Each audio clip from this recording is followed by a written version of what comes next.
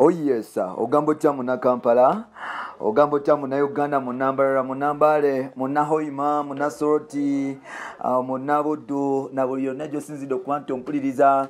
Ogambo cha chali wange, webale kuba nti otambula nange, webale kuba nti onjagala, webale kuba nti evobeerawo, n'omanya bice biffe Uganda,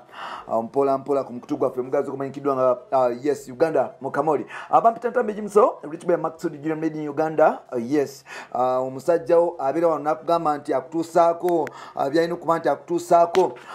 Mugenda okusooka okuwa, bamuyita Pastor Wilson Bugembe. Afunye ekyana Emboko super era mwena abadde bagamba nti Bugembe agenda kubeera single paka nedda baba mulimba omusajja abandi banga bamutegudde era nga oli mukyala ng'obadde olowooza nti Bujingo obolyawo Bugembe nti obuli agenda kubeera single paka nedda ssebo bwetwogerera omusajja bamutute amawulire ekifaananyi kyasinza okuba nti traininga ku internet kye Pastor Wilson Bugembe from the World Light Church enansana omusajja oyo yasooka kubeera kiwatu navaayo anadde enansana yes anaddeka enansana wali waggulu bayitawo batya wagula kabulengwa around there jabire naku zino ya sporting bako ku internet nga ino omukyala wabula ebigambo tebyabadde bingi nnyo nga bye byali badde bisapoze okuba nti bitambula bati engambo eziriwo nti pastor ono agenda kuba nti awasa mu process eno Pastor Wilson Bugembe amaze ebbanga nga bamugamba nti ye lwaki tawasanga abantu boogera ebigambo bingi nga bagamba bino biri na biri naye nga finale omusajja ono amaze obulyawo n'ava ku luggya buli omu agamba nti nga pastor tukoze bubi twali badde twamulinda dda kumala bbanga ddene pastor bw'atyo basazeewo okuba nti atuvaamu bwe bityo bwe biri pastor bw'atyo basazeewo okuba nti akola era ng'oboolyawo endiga ze zibadde zigenda okwetega ng'oli mukyala nga obadde ogenda kwetega ewa ku kyaki pasita akulaba ensubira mukama yamuletedde omuntu omutuufu Pastor Bugembe y'omu ku bantu abazze bafuna challenge nga bakubibwamu toki wabula nga ate omuntu aze akuuma erinnya ne clean sheet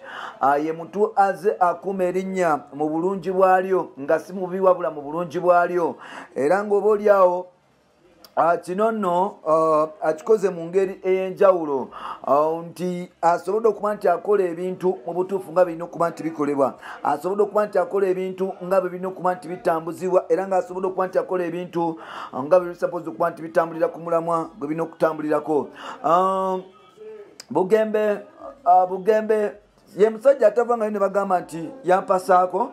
nti obono bamukutte n'omwana oba bamukutte n'endiga ye wabula nga abakyala abasinga mu church bagendanga mu maaso n'okubala confession nga bagamba pastor mukama yakuntumye mbeere oboolyawo mukyalawo ow'omu maka nga pastor agamba nti ze mukama atanaba kuba nti andagapako alifuna omutuufu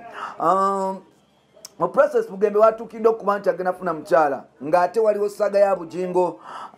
yagenda n'afunawo omukyala amanyikiddwa nga Teddy n'amusuulawo okumala okumuzaalamu abaana appearance n'abaana omwana we yamala okugraduatinga yes ku university ng'amaze okuba nti atikkirwa Bugembe teyasobola nakulinnyayo ku mbaga ya mwana we ekintu ekiraga obaolyawo nti si bisanyufu twogera Bugembe agamba agenda kuddamu awasa embaga ey'okubiri mukyala we amanyikiddwa nga Susan Makula naye ng'ate mu kristaayo tekikkirizibwa bulungi nti pastor Bugembe wagenza okufunira omukyalo ono nga waliwo ebintu bingi ebitagenda mu bulungi mu nzikiriza ekirokole nga waliwo ebintu bingi ebitagenda bulungi mu abo abagamba nti obaolyawo abalokole ennaku zino tebatuukiridde tulina challenge abalokole ba pastors ebigambo ebyogerwako nti abamu bagge abamu bagge kyesinako bukakafu abamu bagenda ne bapointingibwako emisango egyo abamu ne bagivunuka abamu babakutte mu nsonga ez'obufere but sofa Pastor Bugembe y'omu ku abo abakuumye erinnya buli omu yeebuuza omukyalo naavaawa abadde ngawa abagamba nti ate naye ng'ate buli omu abadde yeebuuza omukyalo naabaddewa ye bituufu ono mukyala wa ddala agendamu wasoba wagwana Nsuubira byebyo ebimu ebirina okuba nti twetegereza tumanye statement nga bwe zirina okutambula naye nga sofa endiga zonna ziri nsanyufu yes okuba nti Bugembe yafuna omukyala kwata ekisimu ekiringa tafali nga Mukama kimanyi genda ofuna omusajja nga tonyakudde musajja wa munno nsuubira mwenna mubaddewo kumala ebbanga nga pasito oyo ali singo era nga mulaba ebintu byakola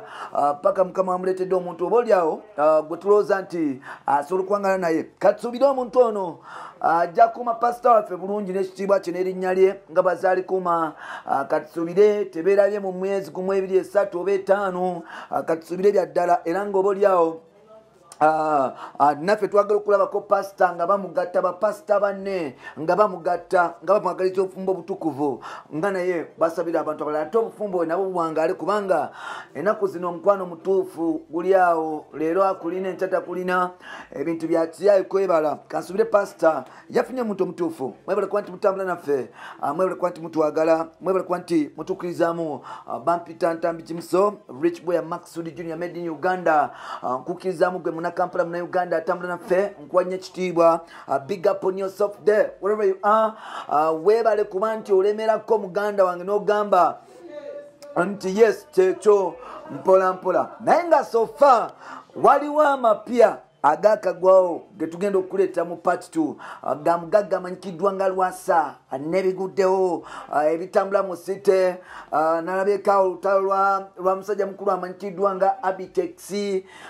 ne musajja mukulu amanyikiddwa nga Isma avudde n'addamu Abitex nti ye Munyankole si Muganda anti Munyankole atali suppose kweyingiza mu nsonga z'Abaganda avudde n'amulumiriza nga Abitex bagenda mu maaso n'okuba nti ayingira mu lutalo lwa Frank Gashumba ne Katikiro omuvandimwe n'Omuganda ng'ate nti ye Munyankole talina right ebyogerwako byebyo tugenda okutuusa ku next episode bampita Ntambi Kimuso.